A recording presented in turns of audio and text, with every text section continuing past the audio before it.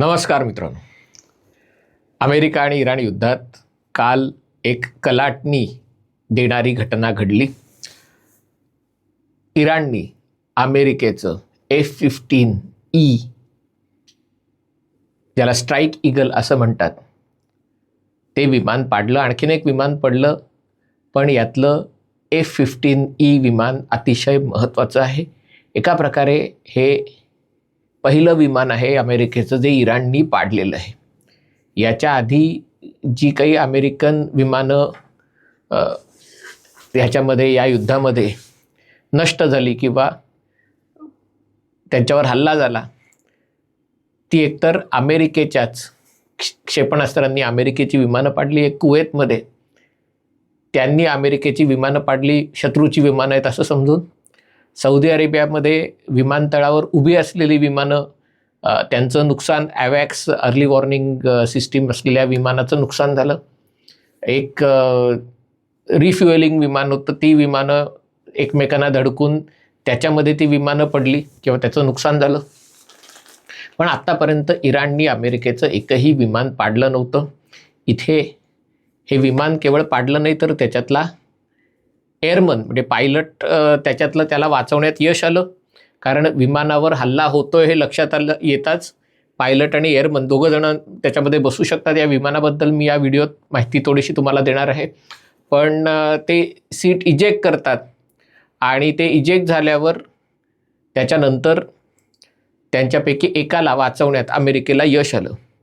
अजून जो एअरमन आहे तो अजून बेपत्ता आहे.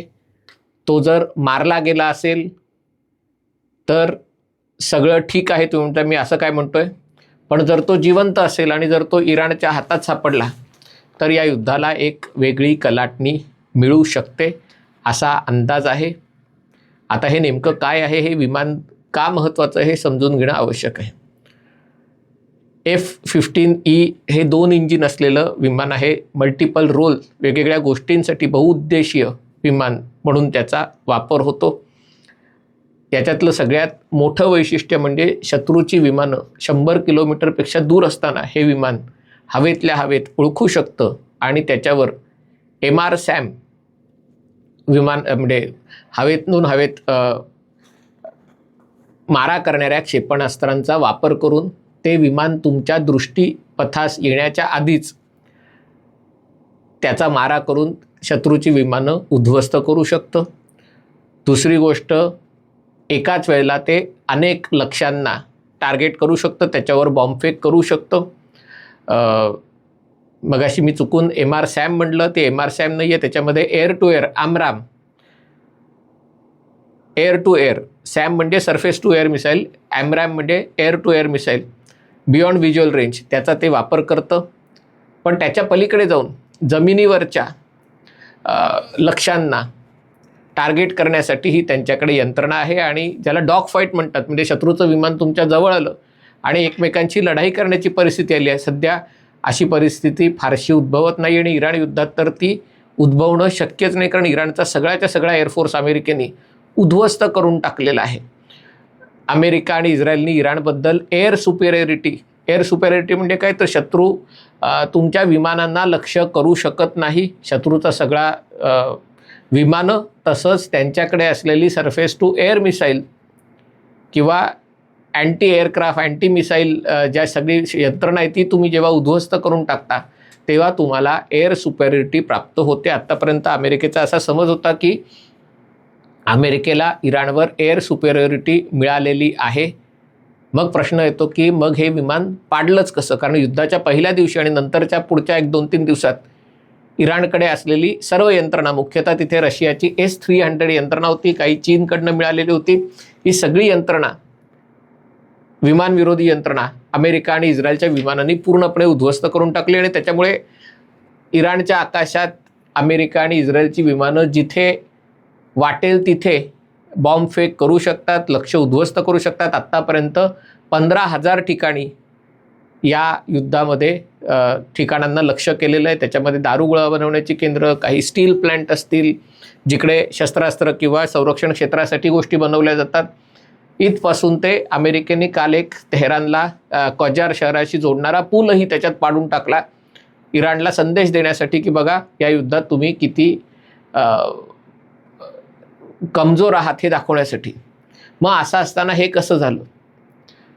तर असा अंदाज आहे, काही जणांना वाटतंय की इराणकडे अजूनही काही S-200 म्हणजे S-300 पेक्षाही पाठच्या दर्जाची काही यंत्रणा आहे, तिचा वापर झाला असू शकेल. दुसरी त्याच्यामध्ये शक्यता अशी आहे की आता इराणकडनं कुठलाही धोका नसल्यामुळे अमेरिका आणि इस्रायलची विमानं खूप खालवरून उडून लक्ष्यभेद करत असतात. तुम्ही म्हणाल याची गरज काय?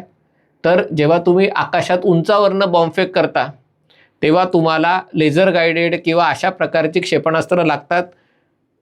त्याचा खर्च खूप जास्त असतो, कारण तुम्हाला जेव्हा हजारो लक्ष्यभेद करायचं असतं तेव्हा प्रत्येक लक्ष उद्ध्वस्त करण्यासाठी तुम्ही कोणत्या प्रकारचं क्षेपणास्त्र वापरताय, त्याचा खर्च किती, त्याच्यातनं काय साध्य होणार आहे हे देखील समजणं महत्त्वाचं असतं. जेव्हा शत्रूकडनं तुम्हाला मारलं जाण्याची शक्यता खूप कमी असते तेव्हा तुम्ही कमी उंचीवरनं उडून तुम्ही विमानात असलेली तोफ किंवा बंदूक त्याचा वापर करून जी लेझर पॉइंटेड असते तुम्ही तुमची लक्ष आरामात ठेचू शकता, तुमच्यावर हल्ला होण्याची शक्यता कमी असते. पण असं होताना भीती या गोष्टीची असते की जेव्हा तुम्ही खालच्या उंचीवरनं उडत असाल तेव्हा मग खांद्यावरनं टार्गेट करणारी जी रॉकेट्स आहेत त्यांनी किंवा मग अशा गोष्टींनीही तुम्हाला लक्ष केलं जाऊ शकतं. शक्यता कमी आहे, पण युद्धात अशा गोष्टी होतात आणि तशीच गोष्ट काल झाली असा अंदाज आहे. आणि अमेरिकेसाठी त्यांचं विमान पडणं ही खूप मोठी गोष्ट आहे. पण एक गोष्ट लक्षात ठेवा, ऑपरेशन सिंदूरमध्ये आपल्या विरोधी पक्षांनी जसा तमाशा केला होता, म्हणजे त्याला तर बहुतेक आनंदाच्या उकळ्या फुटल्या होत्या की राफाल विमान पडलं असेल तर, की मोदी सरकारचं नाक कापलं, बाकी पाकिस्तानचं काही होऊ दे किंवा न होऊ दे, जर रफाल विमान पडलं तर मोदी सरकारचं नाक कापलं जाईल. आपण आरोप करू शकू की बघा रफाल विमानांच्या खरेदीत कसा भ्रष्टाचार झाला, चौकीदार चोर है वगैरे वगैरे सगळं. म्हणजे या तुम्ही युद्ध थांबायची पण वाट बघितली नाहीत. आता रफाल विमान पडलं का नाही याच्याबद्दल सरकारने कुठलंही वाच्यता केलेली नाही आहे. अनेकांच्या अंदाजानुसार भारताचं म्हणजे काही विमानं, एखाद दोन विमानं पडली असू शकतात हे सांगून तुम्ही शत्रूला स्वतःची माहिती देत नाही. आणि त्यामुळे आणि हे बघा तुम्ही आता या युद्धात इस्रायलचंही तेच धोरण आहे, अमेरिकेचंही तेच धोरण आहे. तुम्ही अशी कोणतीही माहिती तुमच्या झालेल्या नुकसानाची उघड करत नाही ज्याचा शत्रूला फायदा होईल, ज्याचा शत्रूला फायदा होणार नाही. अशी सगळी गोष्ट भारत असेल, इस्रायल असेल, अमेरिका असेल, फ्रान्स, जर्मनी हे सगळे लोकशाही देश आहेत. कुठली गोष्ट अशी लपवून ठेवण्याचं धोरण नसतं. परंतु युद्ध चालू असताना त्याचं महत्त्व असतं, ते झाल्यावर योग्य वेळेला या गोष्टी उघड केल्या जातात. आणि दुसरी गोष्ट आपण बघत असाल, सगळी अमेरिका आता म्हणजे ट्रम्प विरोधात अनेक ठिकाणी मोर्चे निघत आहेत, अनेक ठिकाणी लोक रस्त्यावर आलेले आहेत. विरोधी पक्षाचे लोक, मागच्या सरकारच्या मंत्रिमंडळात किंवा सल्लागार असलेले सगळे जनरल वगैरे टीका करतायत. पण आत्ता सगळे लोक त्या एका एअरमनच्या आयुष्यासाठी प्रार्थना करतायत. याला देशभक्ती म्हणतात. आपल्याकडे मड्याच्या टाळूवरचं लोणी खाणारे विरोधी पक्ष या देशामध्ये आहेत. त्यांनी या युद्धाकडे नीट लक्ष देण्याची गरज आहे. तर जेव्हा अशा प्रकारे विमान टार्गेट होतं, जे विमानाला आधीच कळतं की एखादं रॉकेट किंवा मिसाईल पुढच्या 30 सेकंदात किंवा पुढच्या 1 मिनिटात विमानावर येऊन धडकणार आहे, तेव्हा पायलट आणि को पायलट किंवा जो एअरमन असतो ते इजेक्ट करतात. हे जे मोठं विमान आहे त्याच्यामध्ये पायलट विमान चालवण्यासाठी आहे, एअरमन आहे, ती सगळी शस्त्रास्त्र त्याची चालवण्यासाठी एअरमन असतो. तर ती सीट इजेक्ट झाल्यावर विमान कोसळू शकतं, पण पायलटचा जीव वाचणं महत्त्वाचं असतं. पण आता तुम्ही जेव्हा शत्रूच्या देशामध्ये 100-200 किलोमीटर आतमध्ये असाल तेव्हा तुमचं काय होणार, हा देखील लाखमोलाचा प्रश्न आहे. कारण जेव्हा तुम्ही शत्रूच्या ताब्यात सापडता तेव्हा शत्रू तुमचे हालहाल करून मारण्याची भीती असते. तुम्हाला सगळीकडे परेड करून मानसिक युद्धात एक असं चित्र निर्माण करण्याचा प्रयत्न करते, बघा अमेरिकेला आम्ही कसं झुकवलंय. आणि त्यामुळेच हे विमान अपघातग्रस्त झाल्या अमेरिकेची शोध मोहीम सुरू झाली. अमेरिकेला एअर सुपेरिटी असल्यामुळे आणि ज्या भागात झालं म्हणजे ज्याला नैऋत्य भागात इराणच्या किंवा पश्चिम आणि दक्षिणेच्या मधल्या भागात जिथे झालं तिथे पर्वतराजींचा भाग आहे, लोकसंख्या अतिशय विरळ आहे.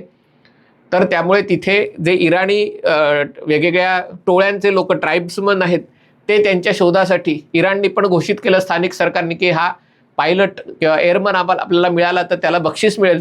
दुसरीकडे अमेरिकेच्या आणि इस्रायली विमानांनी हा सगळा सर्च अँड रेस्क्यू ऑपरेशन सुरू केलं. आपण बघितलं असेल अमेरिकेची दुसरी विमानं आली, हेलिकॉप्टर आली, त्या हेलिकॉप्टरवर पुन्हा मारा करण्याचा प्रयत्न झाला, मग ती पळून गेली, मग रात्र झाली. रात्रीत हे काम करता येतच असं नाही, पण हे जे पायलट असतात त्यांना अशा प्रकारच्या घटनांसाठी प्रशिक्षित करण्यात आलेलं असतं की समजा तुम्ही विमानातनं तुम्हाला बाहेर उडी मारावी लागली, तुम्ही शत्रूच्या तावडीत पडलात तर काय करायचं, शत्रूच्या तावडीत पडेपर्यंत काय करायचं, हे कशा प्रकारे स्वतः आधी सुरक्षित जागा शोधायची, मग लपून राहायचं. त्यांच्याकडे जनरली काहीतरी एक रेडिओ हे असतो ज्याच्यामुळे त्यांचं एक्झॅक्ट लोकेशन हे अमेरिकेच्या विमानांना समजू शकतं. अर्थात ते लोकेशन समजलं तरी तिथपर्यंत जाणं आणि तिकडनं त्यांना जमिनीवर उतरून कमांडो पाठवून त्याला त्या पायलटला किंवा एअरमनला उचलून आणणं या सगळ्या गोष्टी सोप्या नसतात. तो जर जखमी झाला असेल उतरताना तर प्रश्न असतो, अन्न पाण्याचा प्रश्न असतो. पण आत्ता दोन्ही देश अमेरिका आणि इस्रायल आणि तिसरीकडे इराणचे सैनिक या एका एअरमनच्या शोधासाठी जंग पछाडत आहेत.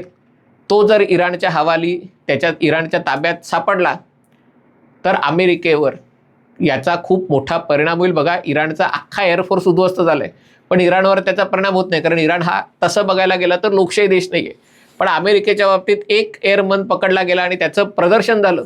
याचा परिणाम का होईल तर कारण 1979 साली जेव्हा इराणमध्ये इस्लामिक क्रांती झाली होती तेव्हा इराणच्या या सगळ्या क्रांतिकारकांनी इस्लामिक त्याच्यामध्ये तरुण होते, मुख्यतः सगळे इस्लामिक हे होते तसं नाही, पण इराणी तरुणांनी तेव्हा अमेरिकेच्या दूतावासावर हल्लाबोल केला होता आणि 52 अमेरिकन लोकांना जवळजवळ 1.5 वर्ष 470 का 474 दिवस त्यांनी स्वतःच्या ताब्यात ठेवलं होतं. अमेरिकेने कमांडो कारवाई करून त्यांना सोडवण्याचा प्रयत्न केला, पण तो अंगलट आला आणि त्यावेळेला अमेरिका काहीही करू शकलं नव्हतं. अमेरिकेची जगभरात म्हणजे अमेरिकेत नाचक्की झाली. जिमी कार्टर तेव्हा अमेरिकेचे अध्यक्ष होते आणि स्वतः डोनाल्ड ट्रम्प यांनी काही म्हणजे कधी त्यांनी मारली होती फुशारकी माहिती नाही, पण त्यांनी फुशारकी मारली की हे जिमी कार्टर, कारण ते डेमोक्रेटिक पक्षाचं ते, बघा हे अशी गोष्ट हँडल करू शकले नाहीत, मी असतो तर मी अशा गोष्ट होऊनच दिली नसती.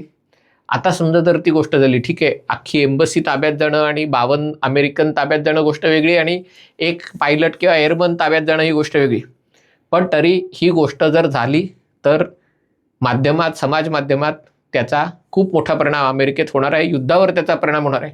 आणि त्यामुळे पुढच्या 24-48 तासामध्ये या एअरमनचं काय होतं ते समजून घेणं, त्याच्या सुटकेसाठी अमेरिका आणि इस्रायल नेमके कोणते प्रयत्न करतात, इराण त्याच्यासाठी काय करतं आणि त्याच्या युद्धावर काय परिणाम होणार याच्याकडे लक्ष ठेवणं महत्त्वाचं आहे. हा व्हिडिओ आपल्याला आवडला असेल तर कृपया लाईक करा, शेअर करा आणि हे चॅनल सबस्क्राईब करायची विनंती आहे. तुर्तास इथेच थांबतो. पाहत रहा MH48.